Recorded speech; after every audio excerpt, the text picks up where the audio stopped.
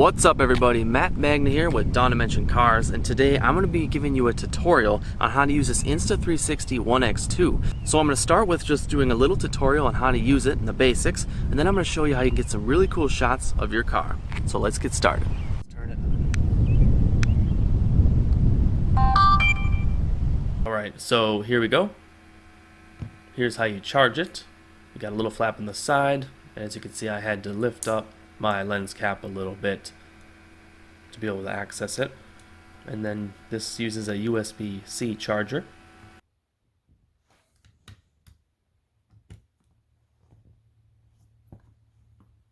And also, to get at the micro SD card slot, you have to remove the battery, which has two buttons on the side, and to turn it on, you got your button on the right side here.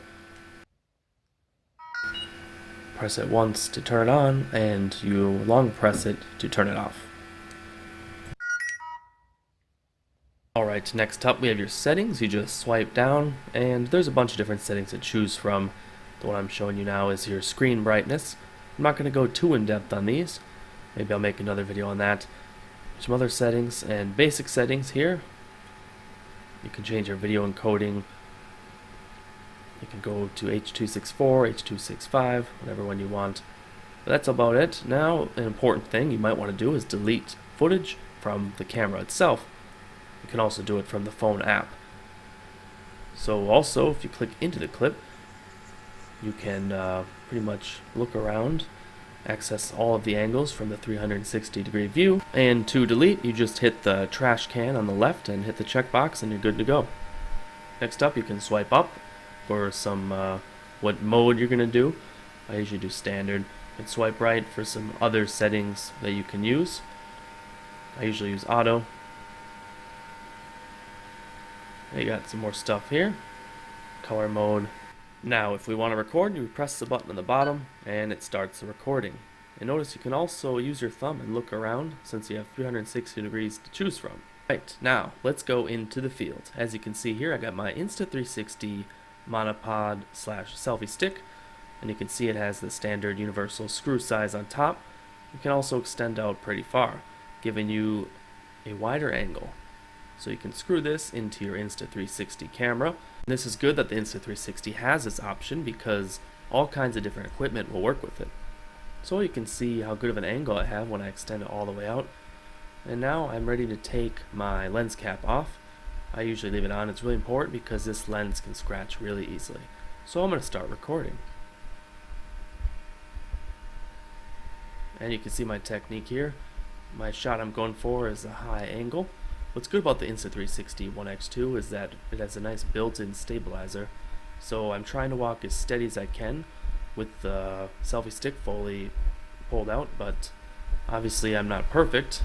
But this helps it give a pretty steady footage. And one angle I'm showing you here is you're gonna see it at the end, but it's kind of like a fly through. It flies through the back windshield all the way to the front of the car, and this is kind of like a fly in, so it's gonna show you kind of an exterior angle of the car, as well as go into the car and show you a little glimpse of the interior. Like I said, at the end of the video you're going to see all this come to fruition. And now I'm doing some far away shots.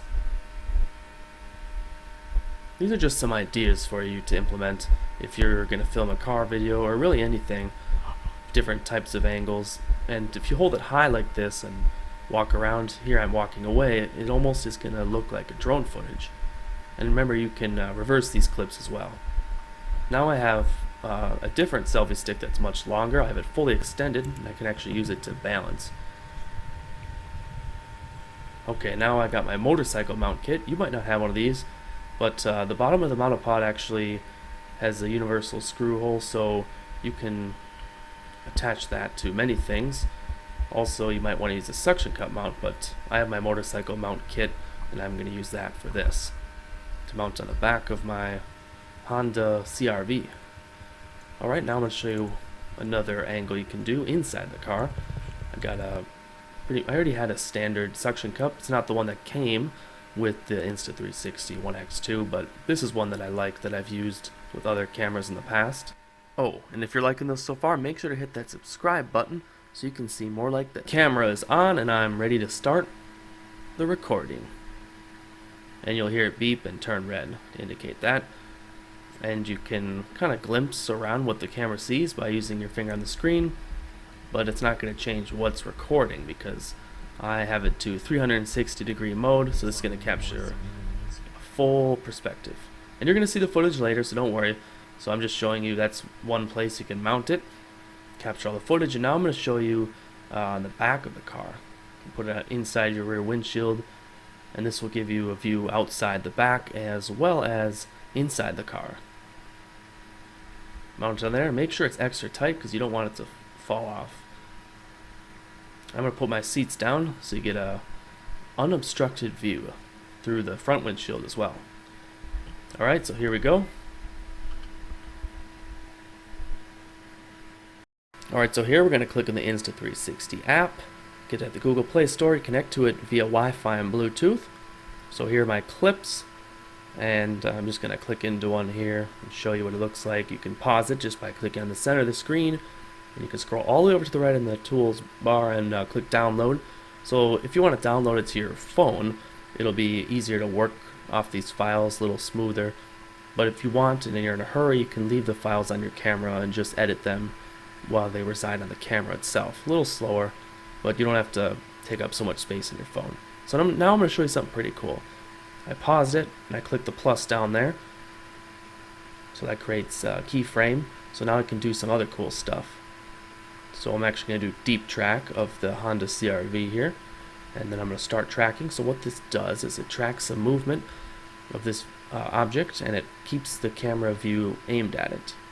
So hang on a second, I'm actually showing you an issue that you can avoid.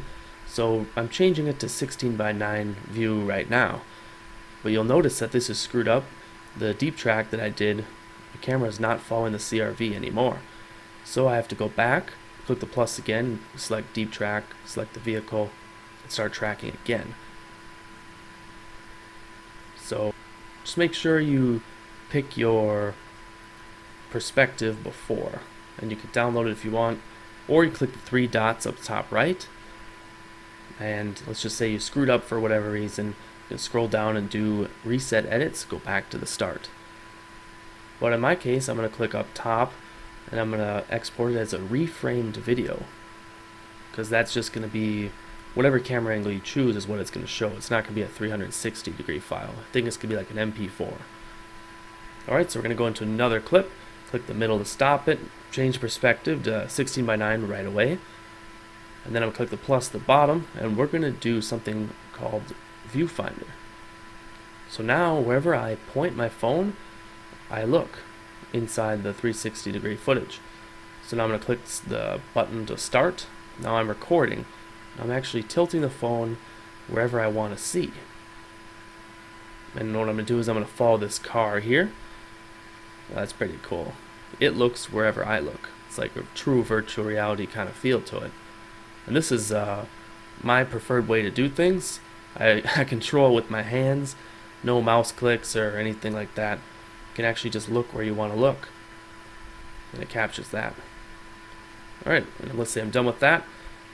Go to the top, reframe video and export it. So this is basically like rendering. Now here's another angle. This is what it actually looks like when I'm doing the viewfinder. Just holding down the record button. I'm in an office chair right now. I recommend that, or stand up. So wherever I look, it looks. Pretty cool. And just click the check mark when you're done with the viewfinder. Alright, I'm just going to show you a couple more things before we get to the montage. You're almost there. So here's some different aspect ratios you can pick from depending on what you're going to use this video for. And you also got some filters, some pretty cool styles you can pick from. And as well as that, you can also take a snapshot, 360 image, or a regular two-dimensional image. And beyond that, you can adjust the speed, and there will be an instruction popping up on the screen there. So you just select a portion to apply the 2x or whatever speed you want to, but I'm not going to do that to this clip this time. And you also can get some music. I believe they have some royalty-free music offerings. Takes a bit to download, but once they're there, they're there. Just a few options here. They sound pretty cool. And you got some other stuff, but I'm going to show you how to trim the clips. So what you do is you click the scissors and highlight the area that you want to keep. Everything else is going to be deleted. So you have that, and if you click the trash can, it's actually going to just reverse what you just did. It's just removing your selection. But so you do it again. If you want to actually crop or clip, you just click the checkbox at the top right, and now all that remains is what you wanted to keep. I'm going to show you one more thing here. So you click the keyframe, click the plus to do a keyframe, and now you can do the frame. And that's picking your zoom levels. These are like the preset zoom level. You got tiny planet, that's like zooming way out. Really cool effect. You got ultra wide and wide, zooming in further and further. Linear and narrow. So linear is kind of like a normal camera. I like to use a combination of wide and linear depending on what I'm doing. So you can zoom way out with your fingers as well, just like a normal picture or video on your phone. Alright, the moment we've been waiting for, here is the montage. Enjoy.